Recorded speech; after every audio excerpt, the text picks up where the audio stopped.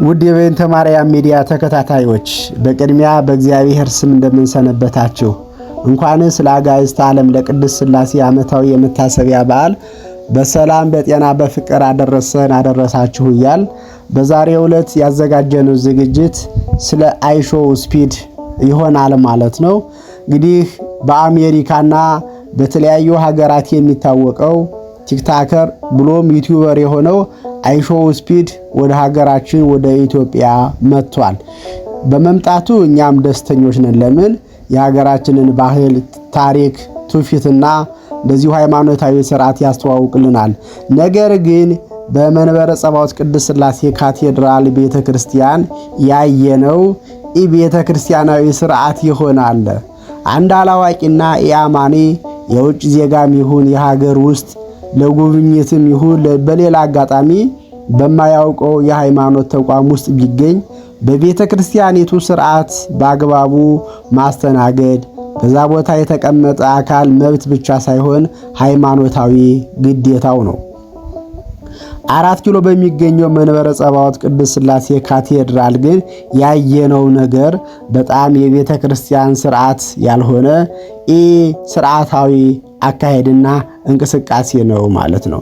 የውጭ ሀገር ዜጋ ሲመጣ ስልጣነ ክህነት የሌለውን ቤተ መቅደስ ውስጥ ማስገባት፣ ከነጫማ ቤተ ክርስቲያን ውስጥ ሲገባ እያዩ ዝም ማለት፣ ቤተልሔም ውስጥ ማስገባት አልፎ አልፎ ታይቷል። እነዚህ ነገሮች መናገርና ማስተካከል የሚችሉ በቦታው የተሰየሙ አካላት ለቤተ ክርስቲያን ስርዓት ሳይሆን ለሚገባው ገቢ ለገንዘብ አብዝቶ ከመጨነቃቸው የተነሳ ዛሬ ላይ አደባባይ የምናያቸው ናቸው። አይሾው ስፒድ ከተባለው ግለሰብ ጋር ተያይዞ አንዳንድ የዋሃን ኦርቶዶክሳውያን እሱኮ በእኛ ፊት ኃጢአተኛ ሊመስለን ይችላል፣ በእግዚአብሔር ፊት ግን ጻድቅ ሊሆን ይችላል የሚሉ አሉ። ስለዚህ ችግር የለውም አይነት ሐሳቦችን ሲሰጡም ተመልክቻለሁ። ሲጀመር ከግለሰቡ ጋር ተያይዞ የተነሳው ጉዳይ ኃጢአተኛ ወይም ጻድቅ ነው አይነት ጉዳይ ሳይሆን ከቤተ ክርስቲያናችን ስርዓትና አስተምህሮ አንጻር አግባብነት አለው ወይ የሚል ጉዳይ ነው። በቅድስት ሥላሴ ካቴድራል ካህናት ልብሰ ተክህኖ ለብሰው ትልቁን ጥላ ዘርግተው ወንጌል ይዘው ለታዋቂው አሜሪካ ላይቭ ስትሪመር ለአይሾው ስፒድ አቀባበል ማድረጋቸው በጣም አሳፋሪ ድርጊት ነው። ቤተ ክርስቲያን መሆኑን እንኳን ተረስቶ በውስጡ ሲዘልና ሲጨፍር ተመልክተናል። ቤተ ክርስቲያን የሥርዓት አምልኮ እንጂ የድራማ መድረክ አይደለችም።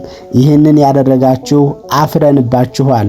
ለወደፊቱም ይሄ ነገር እንዳይደገም ካሁኑ የሕዝቡን አስተያየት መቀበል አለባችሁ። ስለዚህ በዚህ ዙሪያ የሚመለከታችሁ ሊቃውንተ ቤተ ክርስቲያን በተለይ የሊቃውንት ጉባኤ በአጽንኦት እንድትነጋገሩበት እናሳስባለን ማለት እወዳለሁ። ወስብሐት ለእግዚአብሔር ወለወላዲቱ ድንግል ወለመስቀሉ ክቡር። ይቆየን።